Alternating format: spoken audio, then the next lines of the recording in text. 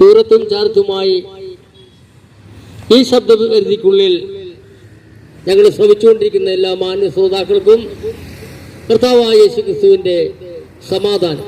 പ്രിയപ്പെട്ട സഹോദരന്മാരെ, വീണ്ടും ഒരു ദിവസം കൂടെ ഇന്ന് നിങ്ങളുടെ മുന്നിലേക്ക് വരുവാൻ സ്വർഗീയ പിതാവ് ഞങ്ങൾക്ക് ഒരു സന്തോഷം തരുവാൻ തക്കവണ്ണം നിങ്ങളെ ദൈവം സ്നേഹിക്കുന്നത് കൊണ്ടാണ്.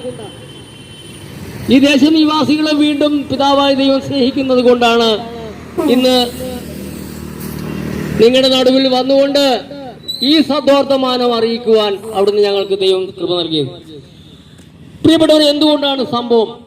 യേശു കർത്താവ് പറഞ്ഞു, 2000 വർഷങ്ങൾക്ക് മുമ്പ് പറഞ്ഞത്, കാലം തികഞ്ഞു, ദൈവരാജ്യം സമീപിച്ചിരിക്കുന്നു, മാനസാന്തരപ്പെട്ട് സുവിശേഷത്തിൽ വിശ്വസിപ്പിൻ.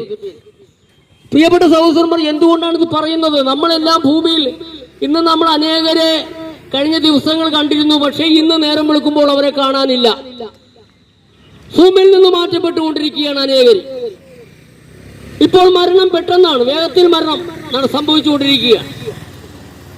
ഒരു കാര്യം നമ്മൾ മനസ്സിലാക്കണം, ഈ മരിച്ചവരെല്ലാം അവരുടെ ജീവിതഭാരത്തിൽ നിന്നും കഷ്ടപ്പാടിൽ നിന്നെല്ലാം മോചനം ലഭിച്ചു എന്ന് ആരെങ്കിലും വിചാരിക്കുന്നുണ്ടെങ്കിൽ അത്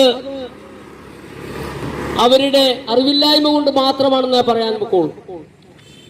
വിശുദ്ധ ബൈബിൾ പറയുന്നു, മരണശേഷം ഒരു ജീവിതമുണ്ട്.